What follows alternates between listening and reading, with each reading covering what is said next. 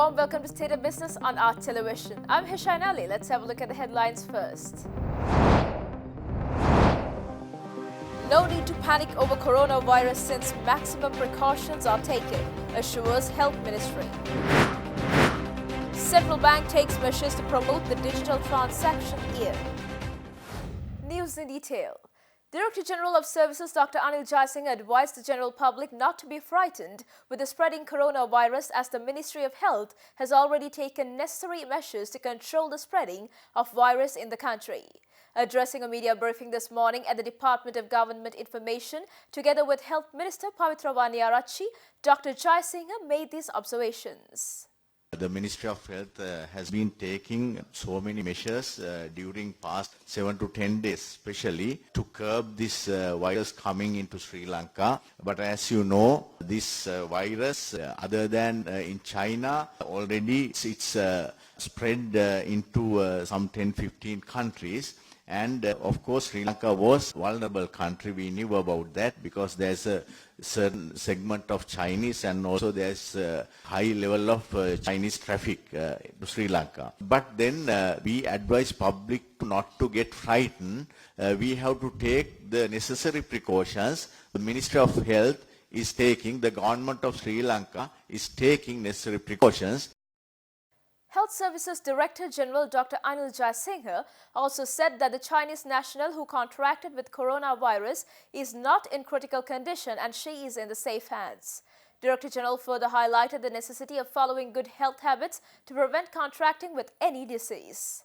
Wearing mask, we don't say not to wear mask, but when you are in sort of contact with public, it is better to wear mask. The type of mask is the normal mask, the surgical mask that you find in the market. Other than mask, there are other measures that one has to take. And we have conveyed this to public over and over through media and through other means. That is about the general hygiene. Now, one thing is we advise people to, as much as possible, to refrain from going into public, and also to wash your hands with soap. That's a very basic thing, and but that is a very useful thing. I think the most useful thing, off and on, and also not to touch, even using your hand, not to touch eyes,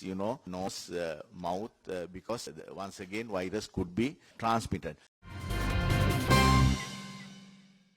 The Prime Minister's office says that the committee of experts appointed to study the controversial MCC compact and make recommendations has decided to seek public opinion over the agreement. Thus, the individuals and institutions will be given the opportunity to submit their opinion, information, evaluation and proposals on the MCC agreement, its content or possible impacts to the committee. The Prime Minister's office added that ideas could be sent to the postal address Chairman, Committee to Study the MCC Agreement, Nelumpiasa, Temple Trees, Colombo 3, or via email address mccreview@pmoffice.gov.lk before February 15. If the committee determines that further information and details were needed with regard to certain submissions, the PM's office said the committee would provide the opportunity to personnel and institutions to submit further information. Therefore, individuals and institutions are requested to include their contact information, including phone numbers, email and postal addresses in their submissions.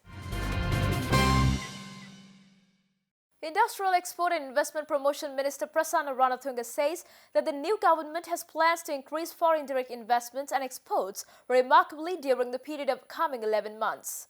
The minister stresses that they can achieve the target easily as they are to follow national export strategy meaningfully. Minister Prasanna Ranatunga says the government has already taken the measures to increase foreign direct investment to $2.5 billion during the year, aided by improved policy stability, business confidence and tax cuts. He also added that exports will also be increased to $13.5 billion assisted by a wide-ranging stimulus package for the sector. Minister Ranatunga said that the final data for 2019 foreign direct investments and export performances is yet to calculate by targets of 2020 are kept above the last year figures. In the first 11 months of 2019, exports amounted to $11 billion, marginally up by 0.8% from a year earlier.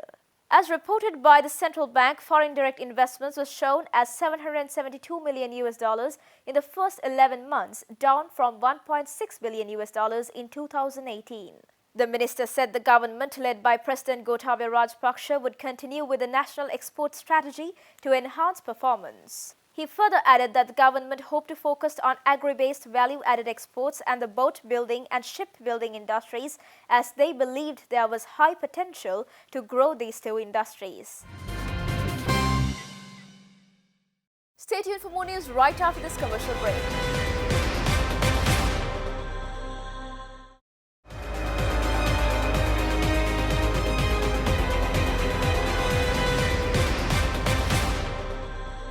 Welcome back after the break.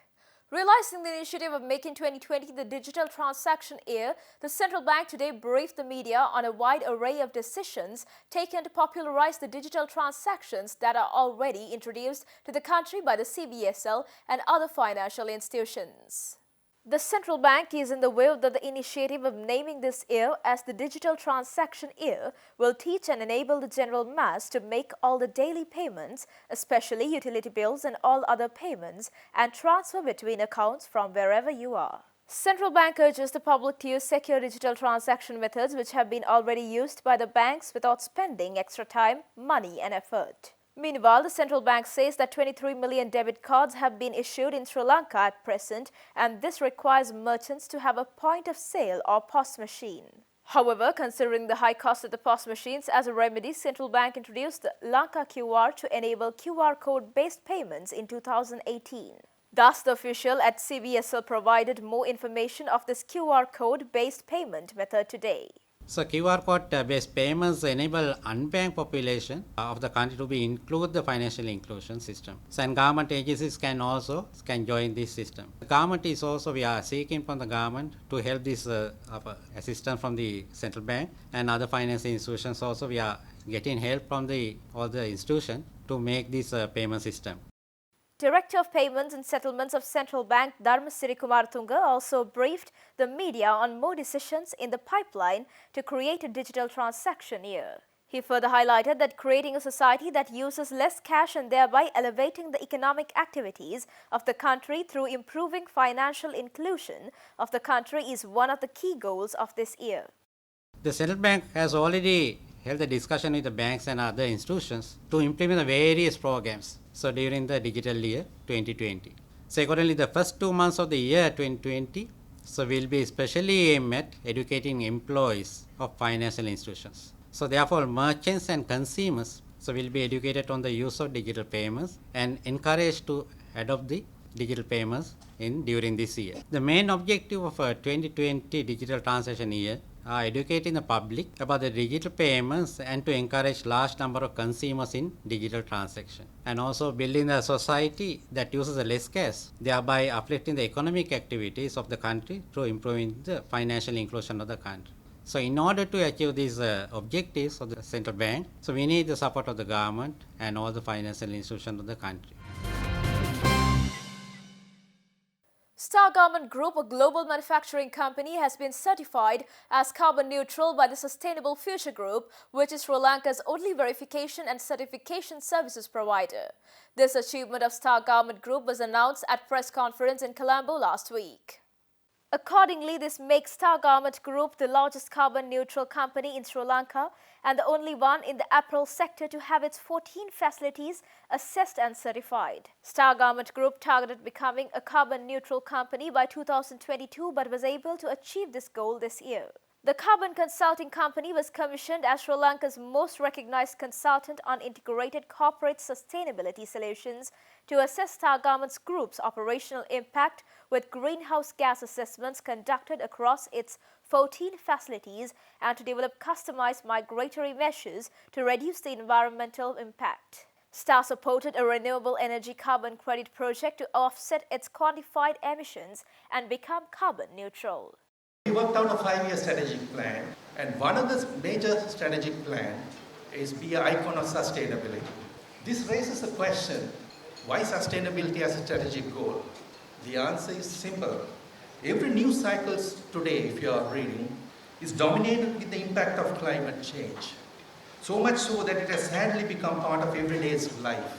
We are deeply concerned and dismayed to see ever-increasing impact of climate change with human activity releasing greenhouse gases into atmosphere at unprecedented rate. It is with great pride that I announce that Star Group has earned the carbon neutral certification.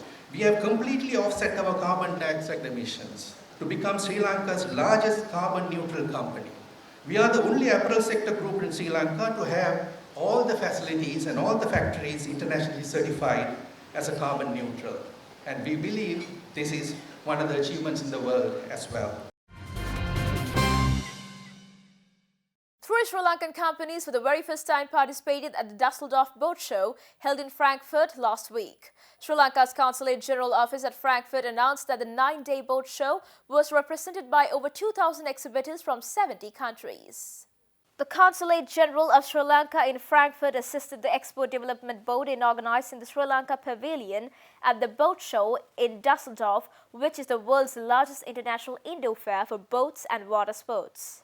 The fair takes place every year, and the innovations and trends were the focus of the show, where the visitors were given the opportunity to test new products from various fields. 3 Sri Lankan companies, Buff Polymech, Neil Marine and the Northwest Marine, were housed at the Sri Lanka Pavilion, marking the very first Sri Lankan representation at the Dusseldorf Boat Show. Over 2,000 exhibitors from 70 countries displayed boats and yachts, engine and related equipment, shipping and yachting equipment, marinas, harbour facilities, and marine tourism-related products at the exhibition, which was concluded last Sunday. The show also attracted more than 250,000 visitors, patronizing the world's leading fair for boats and water sports. The Consul General of Sri Lanka to Frankfurt, Madhurika Venigo, Minister Commercial of the Trade Division of the Consulate, D.M. Ratnayake, and other officials were present at the show. Stay tuned for stock updates.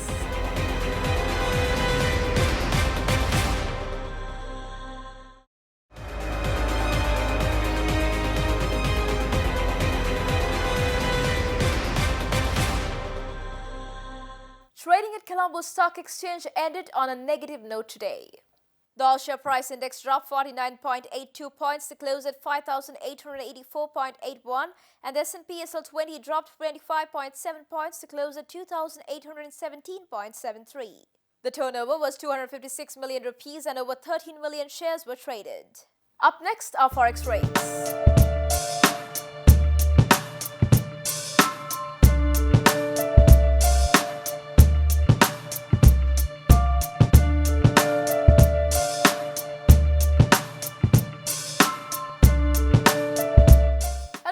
We will end today's news. Don't forget to send us your views and comments via our email address and our hotline. And log into our Facebook page to be alerted on the latest updates. Now we'll be signing off for today and see you tomorrow. Until then, take care. Good night.